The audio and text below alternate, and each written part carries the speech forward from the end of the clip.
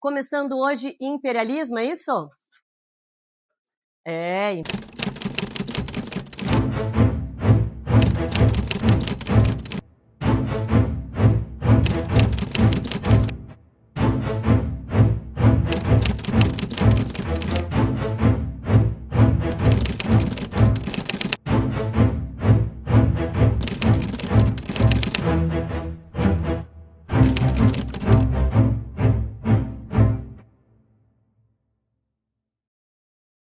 Quando foi o Congresso de Viena mesmo? Só para eu...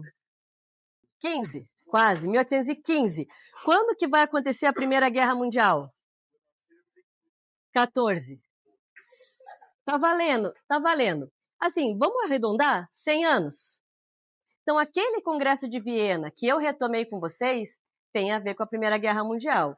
Porque aquele Congresso de Viena era para zerar as rusgas entre os países, certo? Zerou ou piorou? Piorou. Quem saiu feliz falou, ai, tô legal. Agora, quem ficou lá todo dividido, sem nada, falou, para, não gostei. E daí, vamos falar, bom, já que eu não gostei do que a gente fez na mesa, vamos então pra porrada. Se não vai por bem, vai por mal. Tem dois jeitos do ser humano se entender. Ou é na conversa, ou é na porrada. É ou não é verdade? Graças a Deus, estamos no momento, pelo menos na minha época não era assim, nossa, parece muito velho agora. Mas os pais, eles não conversavam, né? Era só, toma um beliscão e não sei o quê. Hoje não. A mãe conversa, a mãe explica, a mãe dos outros, né? Sim, sempre. Mas que bom que elas conversam com os filhos delas. Então aqui, gente, continua a mesma coisa. É ser humano. Então tentaram sentar e, isso aqui não deu? Então, vão pra porrada. Só que esse vão pra porrada, quando a gente vai para uma guerra, eu tenho que me preparar, certo? Falando de modo bem genérico, eu tenho que fazer 3 coisas. Quais? Exército. Tudo isso envolve dinheiro, né? Preparar exército envolve dinheiro. Porque eu vou ter que colocar esse piazão aí quando faz 18 anos de idade, vou ter que uniformizar ele, vou ter que dar arma para ele, vou ter que dar treinamento para ele e soldo, que é o salário, certo? Além de preparar exército, aumentar o que a gente chama de alistamento ou conscrição. Que mais? Armas, tecnologias, porque se for todo mundo brigar com um pedaço de pau, beleza. Mas o cara não tá com um pedaço de pau, o cara tá fazendo uma arma, sei lá, giraia, aquele sabre lá do Star Wars, alguma coisa do tipo. Então, além de armas e exército, mais alguma coisa? Eu vou pra guerra, tá? Contra o Lucas Enzo.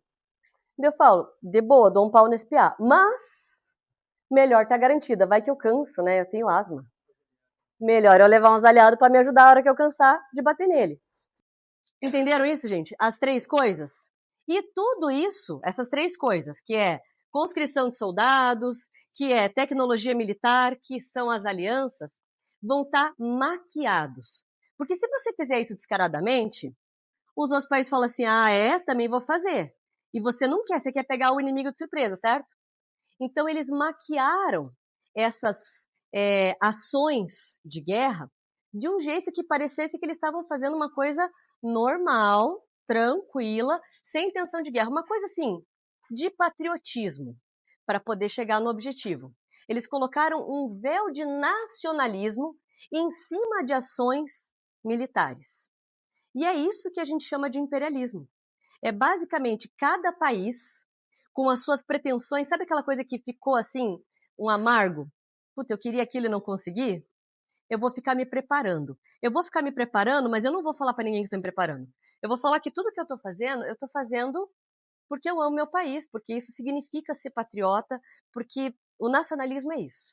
Não tem nenhuma pretensão de mudar como é que eu tô. É só uma prova de amor pro meu país. E dessa maneira, todo mundo começa a fazer a mesma coisa com a mesma desculpa. O imperialismo, gente, ele tem um outro nome, você pode encontrar com outro nome, que talvez até seja mais fácil de vocês lembrarem o conceito. Neocolonialismo. O que é neo? Novo. O que é colonialismo? Colonialismo. A gente foi uma colônia, não foi? Esse a gente conhece bem. O neocolonialismo é a versão atualizada, vamos dizer assim, do que rolou no século XVI, do que rolou aqui no Brasil. Então vamos lá, vamos fazer um paralelo aqui. Todo mundo já ouviu falar do colonialismo. Colonialismo. Que século que é mesmo? XVI. Colonialismo, século XVI. Idade moderna. Que média, gente? Século XVI. Idade moderna. Daí, passa um tempo, vem o neocolonialismo, certo? 19. Maravilhoso. Então, idade moderna, idade contemporânea. Lá no colonialismo, qual que era o local de pretensão às Américas? As Américas que a gente chamava de Novo Mundo, certo? Vou colocar aqui América. No século XIX, a América é o foco? Mudou o continente. Para qual? África e Ásia. Por vários fatores, certo? África e Ásia. Lá atrás, na fase das navegações, o foco era América, porque a galera da Europa estava buscando o quê? Especiarias. Que mais? Ouro, porque as jazidas minerais europeias esgotaram na Baixa Idade Média. Houve o renascimento comercial e daí foi tão frenético que esgotou, certo? Então, qual que é ali o objetivo? O objetivo deles, já que o comércio reapareceu, certo? Depois daquela fase de invasões de bárbaros e tal, de ficar todo mundo trancafiado no feudalismo. Bom, agora a gente voltou a ter cidade, voltou a ter comércio e voltou a usar moeda com mais intensidade. E eu preciso de produtos especiais, ou seja, mais do mesmo não vai dar, porque todo mundo faz a sua comida. Eu preciso coisas que as pessoas não fazem, certo? Especiarias e metais preciosos, certo?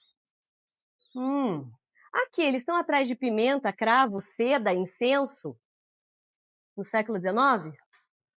Ouro, já tem um monte de lei, né? Eu não posso sair explorando uma jazida mineral da Indonésia, posso? Por quê? Porque aquilo é do território deles, então pertence a quem é nacional da Indonésia. Então não dá para colocar o mesmo objetivo. Qual que é o objetivo no século XIX? Território. Ok, território para quê? Esse território tem que ter uma finalidade. Agora são países industrializados. São potências industrializadas. Como que é os 3 M's que um país industrializado precisa? 3 M's, lembra? Que uma indústria precisa. Mercado consumidor, mão de obra barata, matéria-prima.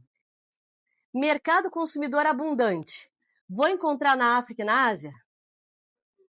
Estou levando produtos que não tem lá. Mão de obra barata, vou encontrar lá? Vou encontrar matéria-prima?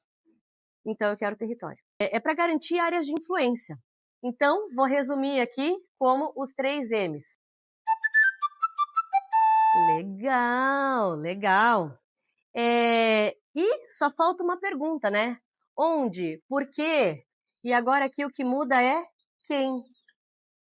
No quem, a gente tinha o que eu falei? Eram potências navais, mercantes, certo? Basicamente, ali só tinha 4, né? Portugal, Espanha, Inglaterra e França. Beleza? Agora aqui, não é uma lista tão curta, porque aqui são os países que estão se unificando, certo? Que estão virando o país. Agora aqui eu vou fazer uma coisa genérica, porque vai estar no meio, inclusive, Estados Unidos, então não é só europeu, e Japão. Então eu quero dar um título, assim, que pegue vários países europeus, mais Estados Unidos, mais Japão. Potências, não localizei na Europa, potências industrializadas. A FUVEST perguntou uma vez, todo mundo ficou lá estudando as guerras imperialistas, né? E como é que foi na Argélia, como é que foi no Marrocos, como é que foi isso, como é que foi aquilo? Perguntou assim, defina imperialismo. Defina imperialismo? Daí na hora de definir, dá um branquinho, né? Então, quando você monta essa ideia, você já sabe construir uma resposta, certo? E daí só tem uma palavrinha que não pode faltar em ambos os casos. Porque isso aqui nada mais são do que tempos diferentes, mas são ambos o quê? Formas de domínio, certo? Domínio de uma civilização de um lugar pelo outro. É ou não é? E não um domínio qualquer. Ah, eu domino meu cachorro. Mas ela chega lá em casa, meu cachorro pula dela, lambe a cara dela e só quer saber dela. Eu domino só pra mim o cachorro? Não, qualquer um, porque é assim, né? Cachorro, faz parte da vida. Agora aqui eles querem que seja só deles, então qual que é a palavra? Ambos são formas de domínio e a palavra que não pode faltar, central, é monopolista.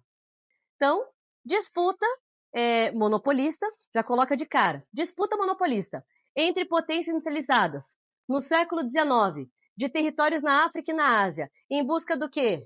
Daquilo que necessitam para continuar sendo, né, as mais industrializadas, ou vencer a concorrência do seu vizinho.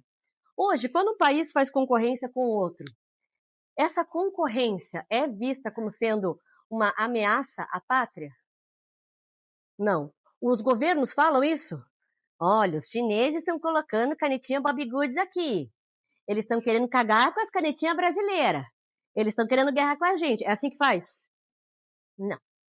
Mas, se fizesse, a gente não ia criar uma aversão, uma xenofobia? Porque a gente é contaminado pelo meio. É ou não é verdade? Quando você vê, já era. Quando você vê, você tenta manter ali o máximo possível, mas algumas coisas a gente acaba se rendendo. Imagine uma buzinação, ainda mais no século XIX. Você não tem ainda, não começou aquela era do consumismo.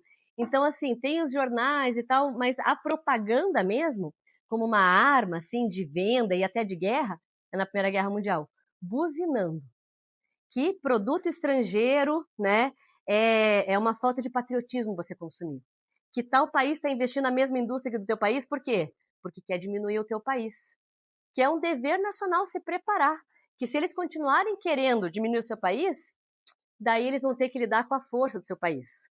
Então eles vão misturando essas ideias econômicas de um capitalismo monopolista com a pretensão deles que ficou lá frustrada no Congresso de Viena. Entenderam isso, gente? A montagem. E você tem 100 anos aí. Então, quando a Primeira Guerra Mundial começar, você tem, assim, pelo menos 100 anos de construção de um sentimento de a guerra é mais justa e mais necessária que qualquer outra coisa. E alegria. Chegou a hora de eu dar na cara do meu inimigo. Eu não lembro se eu comentei com vocês, eu acho que eu comentei sim, sobre a Guerra Franco-Prussiana. Lembra disso? Quem ganhou? A Prússia. Deu um pau, né? A Prússia ganhou e virou o quê? E festejou essa vitória onde? Palácio de Versalhes. Fez um festão lá, não fez? Teve a coroação do Kaiser, que era o Guilherme II, certo? Os franceses gostaram? Eles tiveram que bancar essa festa. As famílias tradicionais tiveram que servir como garçom na festa. Fora a locação, que é um local importante da história deles, certo? Então você faz as contas. A Guerra Franco-Prussiana, perdida pela França, é de 1871. Daí você vai para a Primeira Guerra Mundial, que está lá em 1914. Você tem o quê? 40 anos? 40 anos. Dá pelo menos umas 2 gerações? Dá ou não dá? 2 gerações que vão crescer escutando que alemão bom é alemão morto. Que a hora que eles puderem, pelo orgulho da França, para ser renovado, tem que matar alemão. E eu não tô de sacanagem, as criancinhas cantavam com 6 anos de idade. Um dia eu vou matar alemão. Matar alemão é a coisa mais legal do mundo. E daí, quando começa a Primeira Guerra Mundial, não tem tristeza. Todo mundo, yes, chegou a hora, dando na cara do chucrute.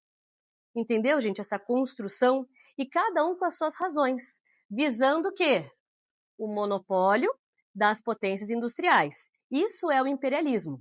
Lá atrás a gente começou com o colonialismo, que foi aquela disputa marítima pelo Novo Mundo, certo? Agora uma pergunta crânio. Será que tem colonialismo na Idade Antiga? Tem. Já gostei. Tem. A resposta é sim. Agora me fala qual a civilização. Grécia. Assim, consegue dar uma voadora e falar em que momento? Depois de qual guerra? Que eles impuseram uma cidade grega que se impôs sobre as outras e falou: eu mando aqui, tudo é meu e ai de quem reclamar. Depois das guerras médicas. Perfeito. Depois que eles organizaram a vitória contra os persas. O imperialismo lá atrás, você pode falar imperialismo. Entendido? Porque é mais do que um colonialismo. O neocolonialismo é igual colonialismo. E é mais por quê? Porque você tem essa ideia que não é eu vim aqui pegar uma coisa, eu vim aqui para ter para sempre uma coisa. Então, assim, escreva em algum lugar esse conceito. Disputa monopolista entre potências industrializadas no século XIX, por áreas da África e da Ásia. Quando você gravar disputa monopolista e tal, não vai ter erro. Você vai aparecer lá com questões de vestibular que vão dar uma jogadinha, dizendo que não, que era uma coisa temporária, que eles queriam desenvolver, que pipipi, que popopó. Você tem a desculpa, mas na verdade eles querem dominar. Aqui, tinha desculpa para dominar? No colonialismo, no século XVI, tinha desculpa ou não tinha desculpa? Missões? A gente está indo lá, não é para ficar roubando uma riqueza que só tem lá. Credo, que coisa mesquinha. Não, estamos indo lá para levar a palavra de Deus, salvar a alma daqueles selvaginhos pelados. A desculpa aqui, então vamos colocar aqui, né? Aqui eles estavam, né? No coraçãozinho deles. Estamos levando a fé católica. Era uma missão, né? Deus quis que eles fossem para lá para salvar aquelas almas, é ou não é? Aham. Fica mais bonito fazer assim, né? Fica menos mesquinho. E aqui? Tem desculpa? O nacionalismo é para justificar para o país, para os nacionais. Por que eu estou gastando dinheiro lá? O que eu estou buscando lá? É como se fosse um seguro, né? Eu estou salvaguardando a minha pátria. Mas aqui tem duas desculpas, certo? Darwinismo social e fardo do homem branco. Gostei. Então, peraí. Vamos colocar aqui. Depois que eu sei o que é imperialismo, todo mundo entendeu o conceito? Agora eu tenho as justificativas. Justificativas. Então, são duas principais. Darwinismo social. Darwinismo social e o fardo do homem branco. O que é cada uma? E qual que é a diferença? Então, é uma ideia de superioridade racial, um eurocentrismo. Tudo que é europeu é melhor. E tudo que é diferente é pior. E diferente é que não é da Europa, que não é só da Europa, ou tem a questão da cor? Tem a questão da cor. Foi o Charles Darwin que fez? Se adaptaram, né? Se apropriaram, na verdade, da teoria dele? E daí é aqui no século XIX. É aqui, gente. A semente. Quando que começou essa ideia de raça? Mas assim, formatada mesmo. Não é, falar lá atrás que eles tinham preconceito contra os africanos. Ou, na Grécia Antiga, quem não falava grego era bárbaro. Não. Porque assim, não falava grego, era todo mundo bárbaro, certo? Quando que eles começaram a fazer uma hierarquia do ser humano igual cachorro, em raças. Raça melhor, raça pior, vira-lata de raça. Aqui, no século XIX. Eles separaram em caucasianos e quem não era caucasiano europeu, daí tinha ameríndios, daí tinha negroides e amarelos. E era assim, tudo no mesmo patamar. E se colocaram lá em cima, lógico. Você vai fazer uma teoria que você vai colocar você lá embaixo? Categorizaram as pessoas e colocaram os caucasianos lá em cima. Só que tem um detalhe que está faltando. Além dessa superioridade, né, esse eurocentrismo de superioridade, tem mais um detalhe. Eles têm um direito natural. Então, fala que o mais forte tem um direito natural sobre o mais fraco. Que o mais fraco, ele é do tipo, evolutivamente não vai sair dali.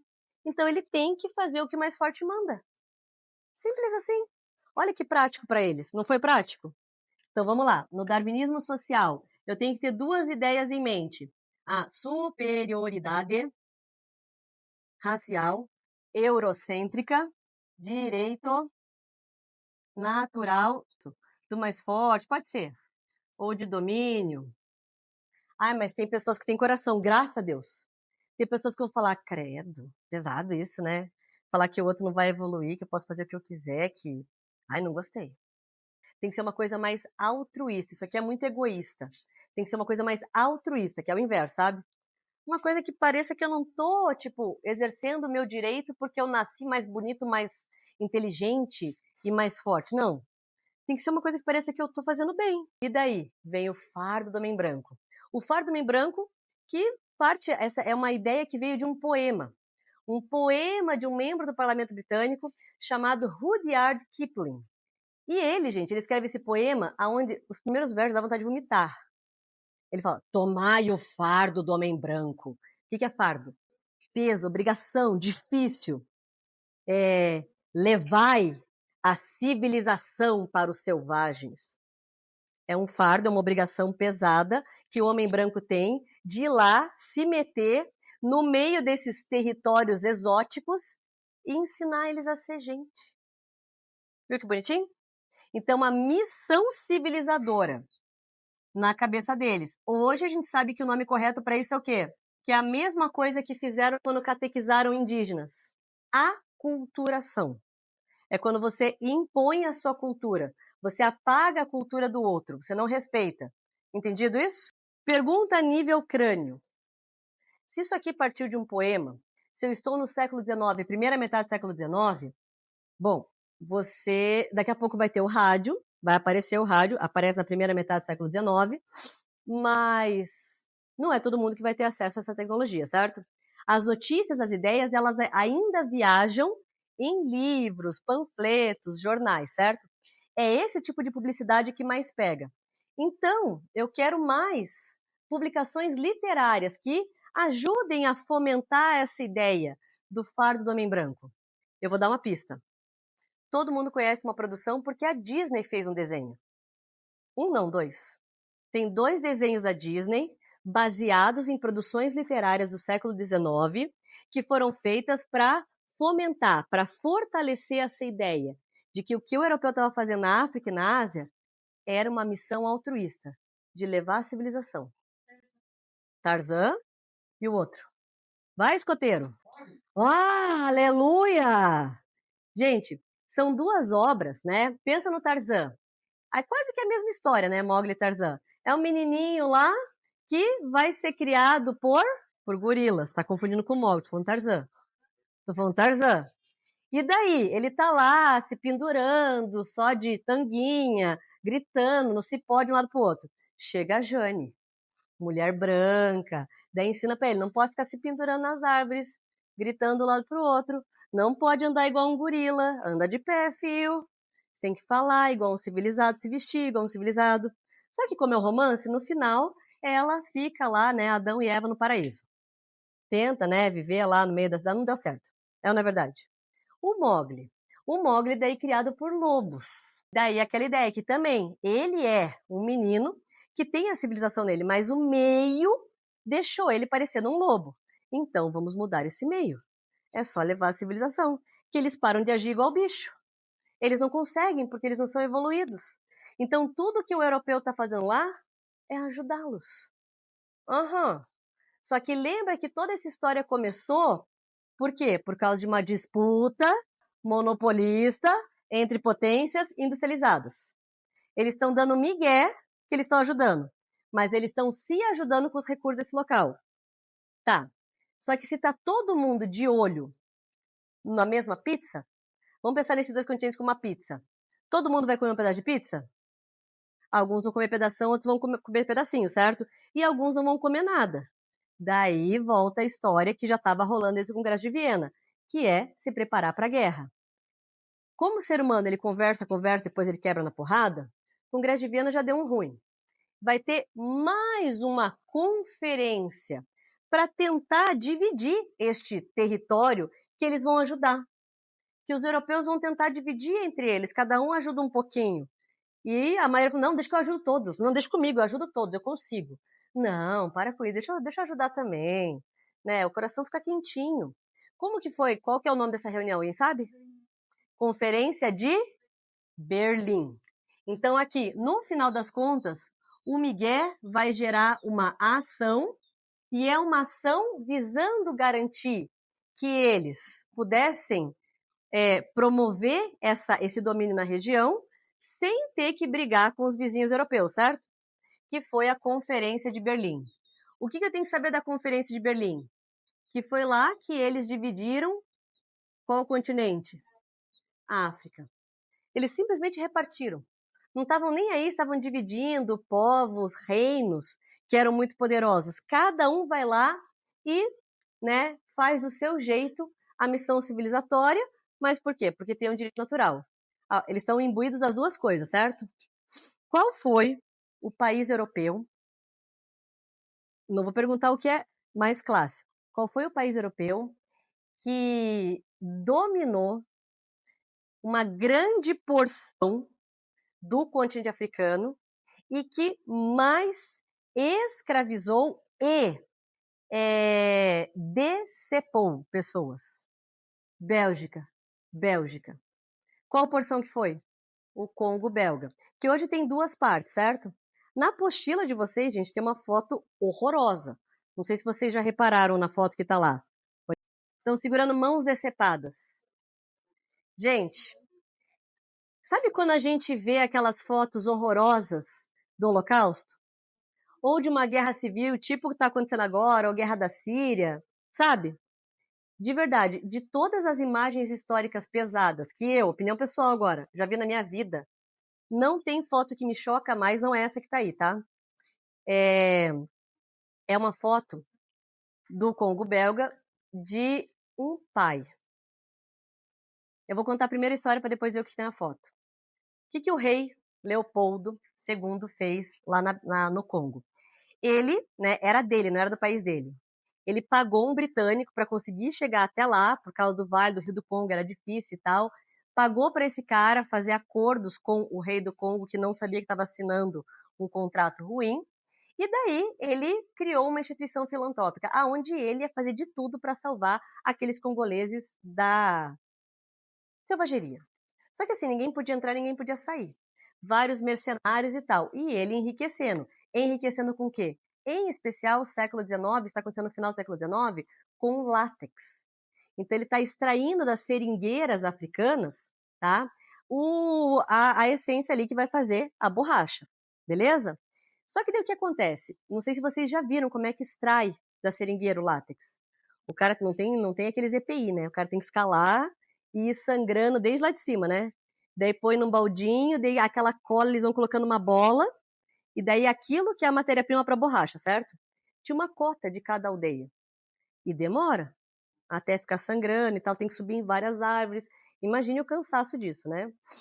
E quando eles se rebelavam, porque eles não podiam cultivar o próprio alimento, passavam fome, trabalhavam muito mais do que antes e tal, tinha o tal do castigo exemplar, que era pegar, normalmente jovens, de bode expiatório e decepar as mãos, às vezes mãos e pés, e às vezes nem sempre matar.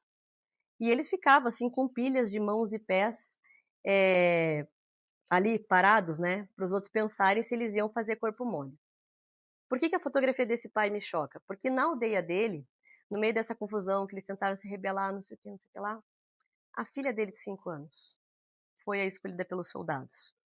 E ele, né, lógico, tentou de tudo, apanhou a mulher dele e tal, não sei o quê, e ele presenciou decepar as mãozinhas e pezinhos da menininha.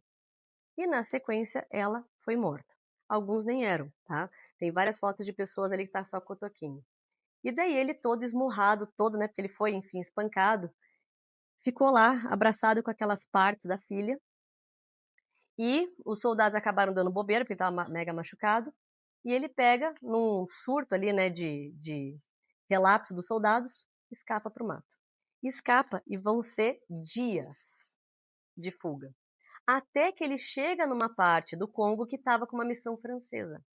E como o Congo, a Bélgica também fala francês, ele chega para uma missionária com um paninho assim, e a única coisa que as poucas palavras que ele sabe falar é ED. ED é ajuda. ED, e abre o paninho para ela. No que aquela mulher vê aquilo, já tinham algumas denúncias e tal, mas imagina, criança, imagine que coisa mais bárbara, que coisa mais selvagem fazer isso com umas pessoas, né? Daí ela é que vai entrar em contato com o jornalista que vai escrever toda uma matéria para denunciar, daí vão desmantelar. Não teve nenhum tipo de punição para ele, não teve nenhum tipo de compensação até hoje para o Congo, mas ele perdeu a propriedade. E o fotógrafo que vem, né, tira uma foto desse pai sentado numa varanda, chorando, e assim no paninho, é horrível de ver, mãozinha e pezinho da filha dele. E daí essa foto vai para o mundo inteiro.